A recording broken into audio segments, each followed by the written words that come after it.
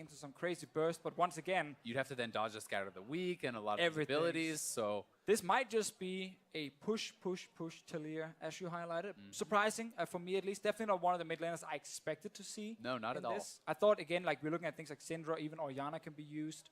We saw that from Power of Evil. No, Taliyah it is. But some of the atypical stuff has really been successful in 1v1s. You know, Grasp of the Undying Caitlyn last year and things like this. If you can actually theory craft something to really take down your opponents, it is going to be Exhaust Barrier for Bjergsen. The only difference being the heal, obviously, for Faker instead of that Exhaust. And both players selecting Airy, so we'll have to wait to find out what those secondary runes will be. I mean, we definitely have Mana Flow banned in here. We can see on both guys, which is not a big surprise. Scorch, most likely, as well. And then it's just all about what they want. Is it Absolute Focus in there as an option? So Faker actually taking as his secondary Legend Alacrity and Last Stand. So that is actually pretty surprising. So Legendary Alacrity is actually the attack speed. Yeah. So that's a lot about the pushing, I think. He may be trying to contest that. And extra damage when you are low HP from Last Stand. So maybe trying to pull off some sort of surprising burst. Like if you save your ultimate till you're low HP, you could get a bit of extra damage there. Also, if you're baiting out, you know, with your barrier. So when you're on low HP, you use the barrier to just stay alive for a little bit longer and you deal extra damage at that time. So that's very interesting. Like the Alacrity one, typically is where you get kills and assists, and you obviously get more and more attack speed the further you go into the game, but it does give you some base attack speed at the start. That is clearly what he's valuing here to try and push this Taliyah back. And especially the Last Stand is something that you just don't even see. Even as far as solo queue on SR, that's not something I really see people picking whatsoever. For Bjergsen, it is going to be more standard, will be the Resolve secondary tree. He's going to be playing Mirror Shell and Second Wind, so that is the flat MR as well as the regen. And it does simply look like Bjergsen is going to play the pushing game. He's going to try to win here on CS, shove in your opponent, and like it's very hard to last hit these minions properly. If they've taken any damage, they'll just die in one shot. Yeah, so you don't want to hit that caster minion before the towers hit it, because you need to just last hit it right after. It's not like on Summoner's Rift where you gotta hit the caster minion once, then the tower shot hits, and then you last hit. Faker just messed that up and actually lost the CS. The melees are also very awkward to CS because it's not like 2 hits then auto it. It is kind of like a hit and a half, so you kind of have to prep them properly to actually have them be able to be last hittable. Obviously, Syndra can be pretty good at that later on, though. Basically, the tower 2-shots the melee minions. That just makes it very difficult to CS. So Bjergsen, once again, playing to just push all the time, and it is working for him at the moment. Faker looking instead for that all-in, needs to land the stun first, and then he can apply a lot of burst damage that Bjergsen will struggle against. The other thing that's actually really big on this hit map the wrong one in particular is the fact that if you control the wave, you control the health relics. And every time you're getting a health relic, that's essentially a full potion extra of HP. So and even if Bjergsen is getting poked somewhat, the fact that he's getting both of these relics is a really big deal.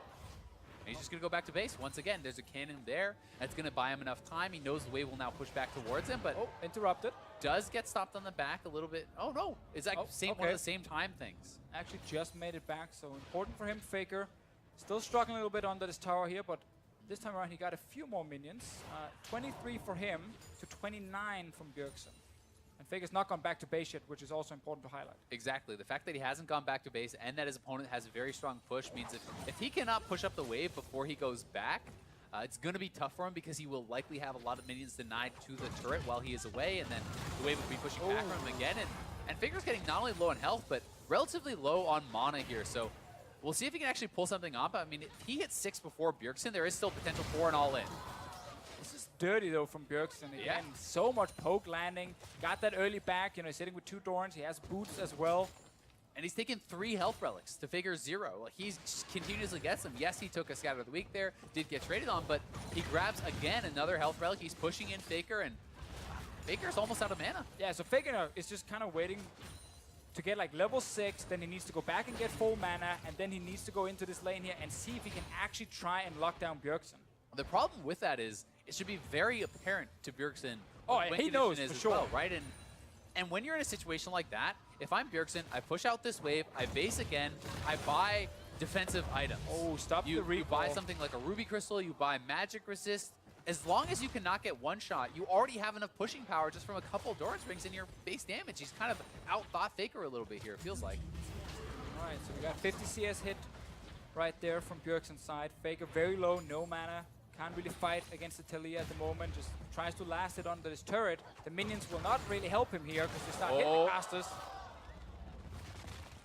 Is close there. Bjergsen should not be able to stop this base, but he's just looking to push, and then he should back. He's out of mana as well. So this is now Faker's kind of chance. He did get Sork boots, especially now if Bjergsen buys MR, that completely nullifies it, because for the 450 gold, you get 25 MR compared to the 1100 gold committed for these boots. Yes, it helps close the gap and whatnot, but he's going Merc Treads, and I think this is so smart from Bjergsen. It almost, to me, eliminates any chance of really being able to pull off a kill. Well, it just makes it even harder also now with the stun not lasting as long, so there's a high chance that Bjergsen can just step away. And to dodge the skill shots as well here. Exactly, just dodge it in the first place. If you do get hit, you know, it can last longer. You can then actually just disengage the fight here. Faker right now, though, we'll try and see if he can fight. Misses that one.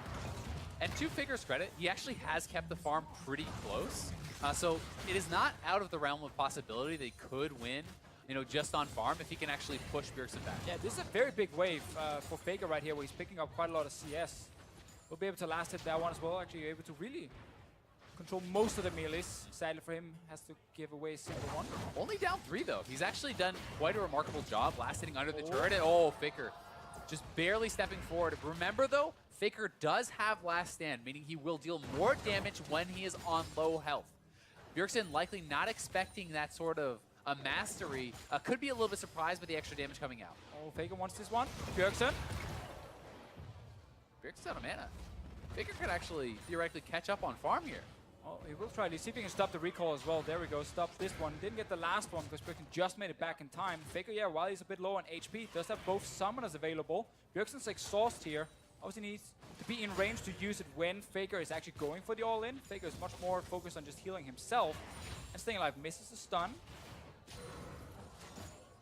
Yeah, this is pretty tense. Faker super scary. Going back again. They're actually completely tied on minions now, but Faker does not want to just give up these waves that are coming out. Yeah, also extra minions right here that Bjergsen can kill. Faker wants to try and get it under the turret to see if he can deny something, but that's where Taliyah is so good at just pushing it right back. Yeah, and especially when you're actually moving around the territory on the map, she always is going to have more work ground to actually utilize there in that 1v1.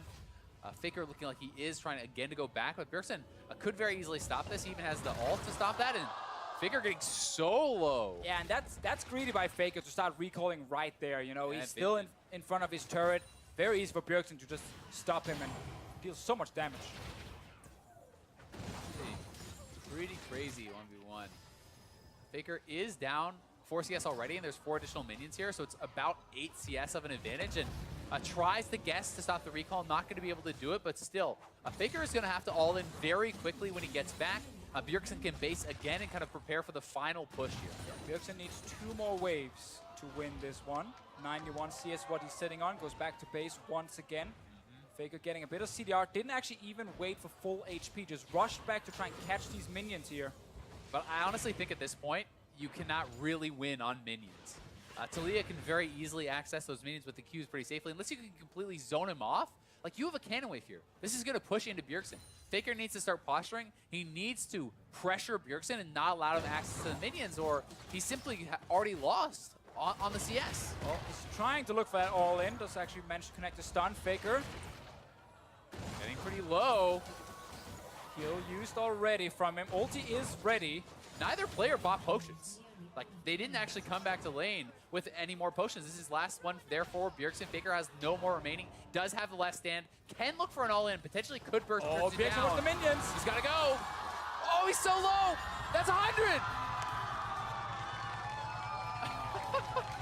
That was a very exciting 1v1. The Taliyah surprising pick from Bjergsen.